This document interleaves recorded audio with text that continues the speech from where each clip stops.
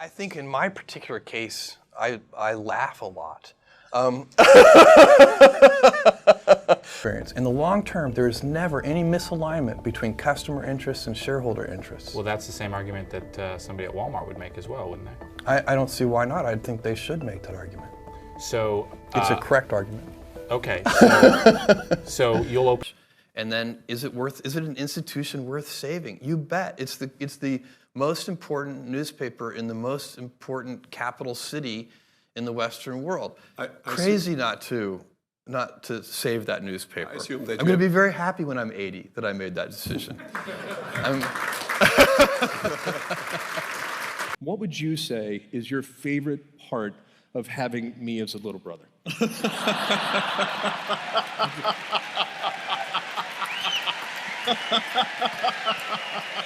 I saw that rumor in the press, and I can't comment on that. Okay, I see. So it seems to be very serious.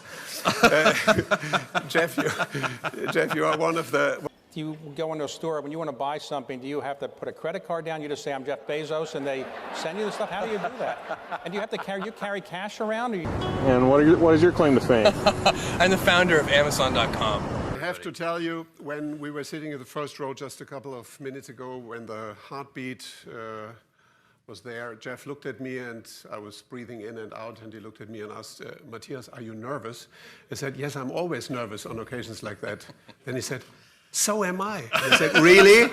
The richest man in the world is nervous because he received... That's actually something I should have mentioned, but I used a large portion of my elementary school free time hours not only watching Star Trek, the original, of course, but also playing Star Trek. And everybody wanted to be, all of my friends, we all wanted to be Spock.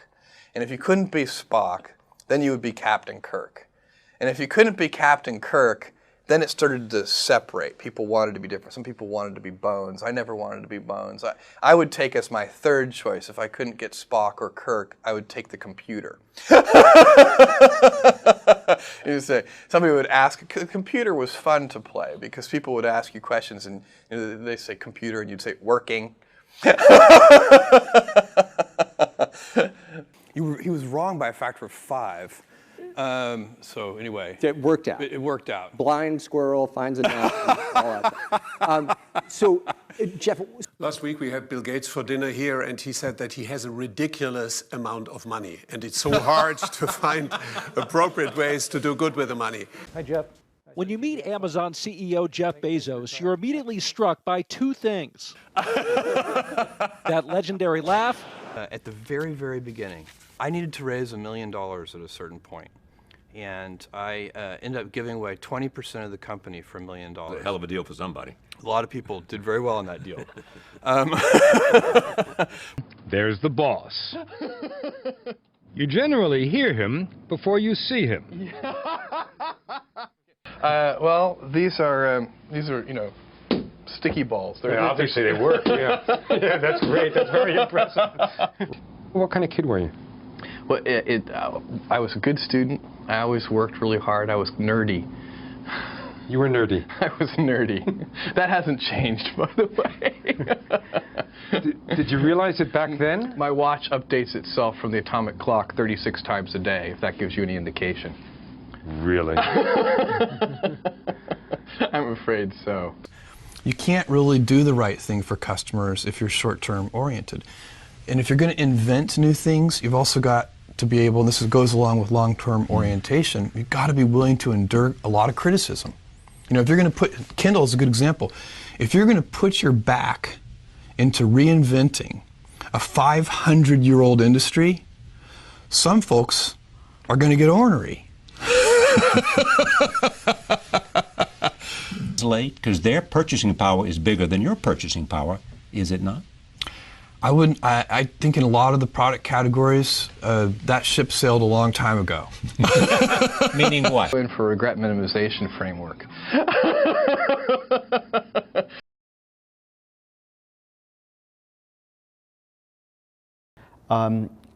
Ironically, 15 years later, I'm doing a PhD on sleep. I challenged one of my professors. I said, you know, what if I use this particular drug, for example, in mice? just to see his reaction. He said, "Philip, you can't use this. It makes people psychotic and aggressive."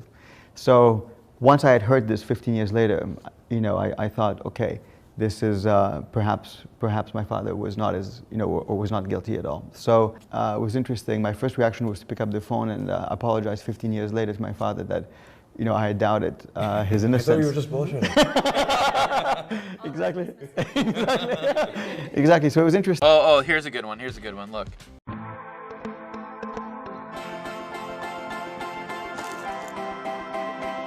Are you just gonna stare at her?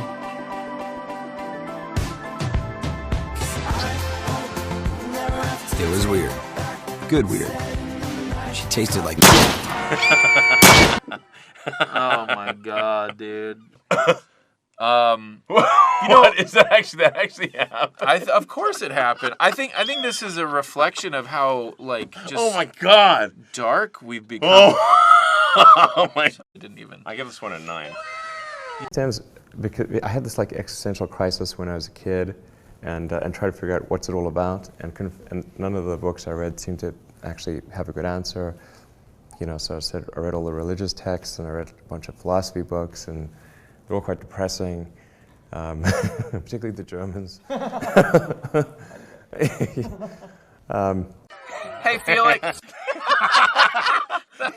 That would be really good. Okay, yeah, okay. Get off my lawn. Man, how do you? But.